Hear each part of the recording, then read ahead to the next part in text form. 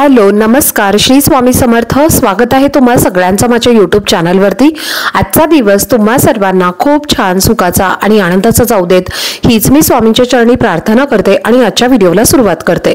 पण त्या अगोदर तुम्ही माझ्या चॅनलवरती जर नवीन असाल तर चॅनलला सबस्क्राइब नक्की करा। त्याचबरोबर कमेंटमध्ये श्री स्वामी समर्थ लिहायला अजिबात विसरू नका।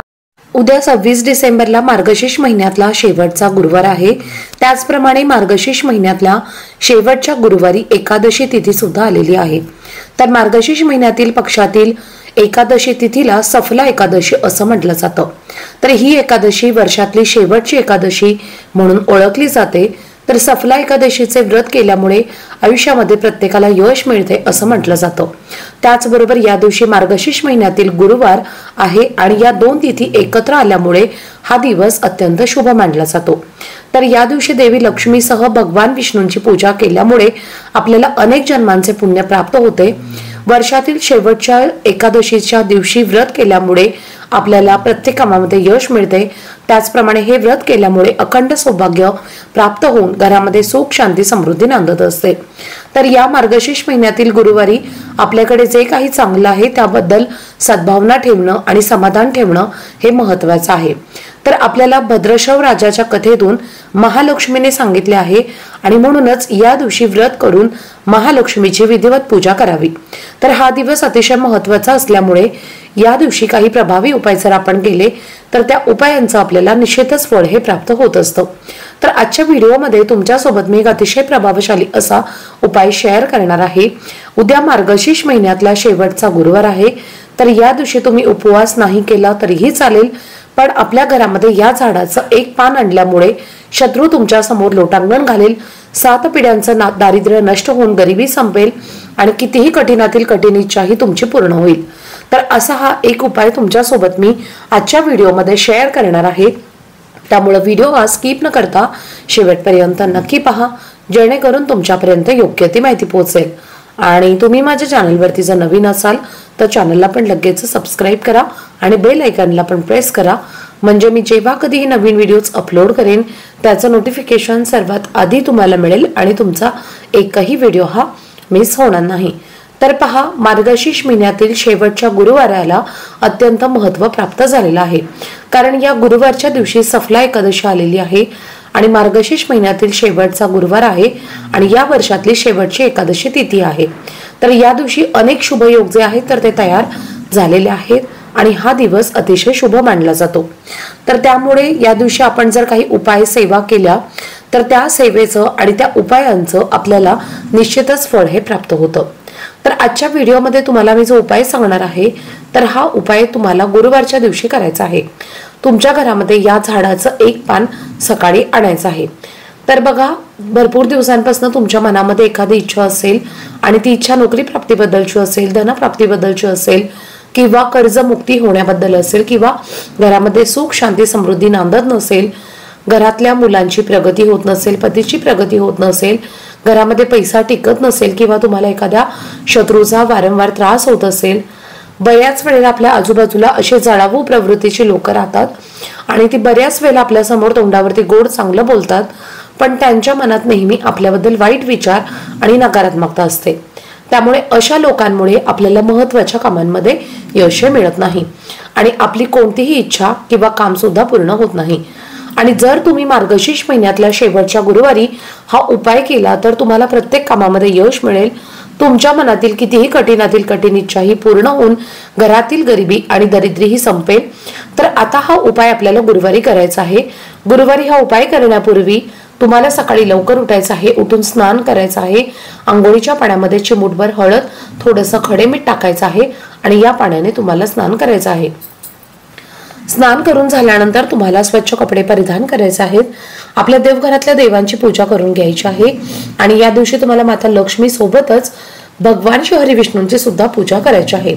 त्याचबरोबर तुम्ही जर व्रत केलं असेल तर गुरुवारच्या व्रताची पूजा मांडणी सुद्धा तुम्हाला सकाळी करायची आहे।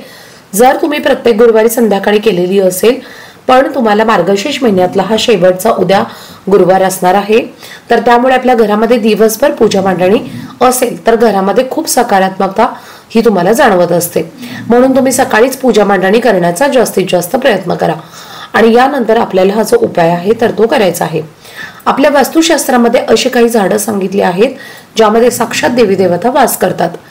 तर त्यामध्ये एक प्रकारची दैवी शक्ती असते आणि विशिष्ट तिथींवरती आपण या झाडाच्या संबंधित काही जर उपाय केले तर त्या दैवी शक्तींचा आपल्याला खूप चांगला फायदा हा होत असतो। त्यामध्येच एक झाड आहे ते म्हणजे पिंपळाचं झाड। तर या पिंपळाच्या झाडामध्ये साक्षात 33 कोटी देवी देवता वास करतात। पिंपळाच्या झाडामध्ये माता लक्ष्मीचा वास असतो आणि मार्गशीर्ष महिन्यातल्या गुरुवारी माता लक्ष्मीची पूजा केली जाते।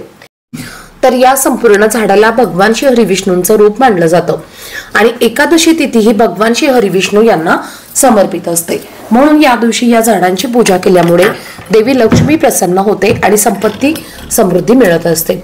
वास्तुशास्त्रामध्ये सुद्धा पिंपळाचे झाड हे अत्यंत शुभ मानलं जातं आणि म्हणूनच आपल्याला पिंपळाच्या झाडाचं एक पान आपल्या घरात आणायचं आहे। आता हे पान आणण्यापूर्वी तुम्हाला काय करायचं आहे, एक तांब्याचा कलश पाण्याने भरून घ्यायचा आहे। त्यामध्ये थोडेसे पांढरे तांदूळ टाकायचे आहे, थोडंसं गंगाजल टाकायचं आहे आणि थोडीशी चिमूटभर हळद टाकायची आहे। त्याचबरोबर तुम्हाला अगरबत्ती प्रज्वलित करून घ्यायचा आहे। दिवा घेणं शक्य असेल तर दिवा घ्यायचा आहे आणि या सर्व वस्तू घेऊन तुम्हाला पिंपळ वृक्षाजवळ जायचं आहे। सर्वप्रथम तुम्हाला तो दिवा किंवा अगरबत्ती लावायची आहे आणि हे जल वृक्षाला अर्पण करायचं आहे। त्यानंतर हळद कुंकू अक्षदा वाहून तुम्हाला पूजा करायची आहे। त्यानंतर या वृक्षाला तुम्हाला 11 प्रदक्षिणा करायच्या आहेत।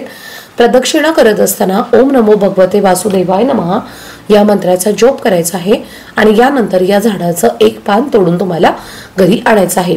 जर खाली पडलेलं पान तुम्हाला मिळालं तर ते सुद्धा घेतलं तरीही चालेल, पण जर नसेल तर या झाडाची क्षमा याचना करायची आहे आणि हे पान तुम्ही कशासाठी नेत आहात तर ते तुम्हाला सांगायचं आहे आणि हे जे पान आहे तर ते तोडून तुम्हाला घरी आणायचं आहे।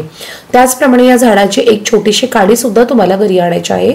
पान घरी आणल्यानंतर स्वच्छ धुवून घ्यायचं आहे, थोडंसं कुंकू घ्यायचं आहे, कुंकुवामध्ये पाणी टाकून त्याची पेस्ट बनवायची आहे आणि पिंपळाच्या झाडाच्या काडीने त्या पानावरती तुम्हाला तुमच्या मनातील इच्छा लिहायची आहे।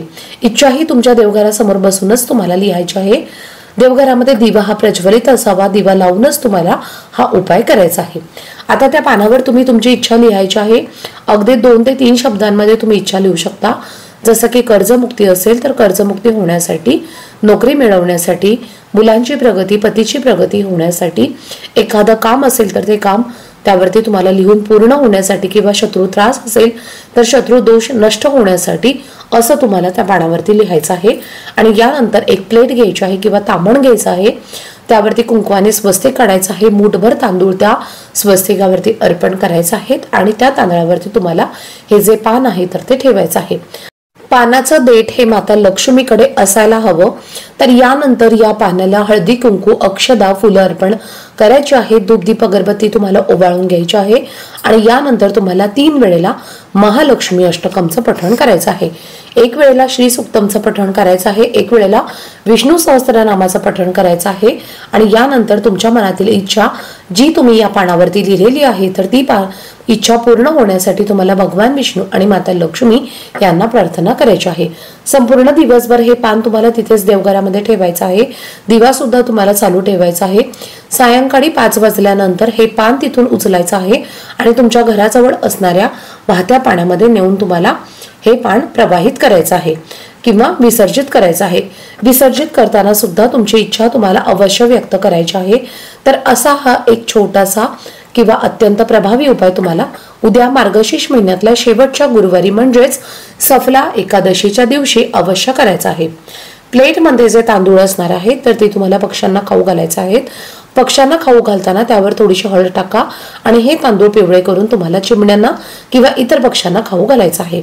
आजचा व्हिडिओ जर तुम्हाला आवडला असेल, माहितीपूर्ण वाटला असेल तर व्हिडिओला जास्तीत जास्त लाईक, शेअर आणि चॅनलला सबस्क्राईब नक्की करा। भेटूयात पुढच्या व्हिडिओमध्ये, तोपर्यंत सर्वांना श्री स्वामी समर्थ।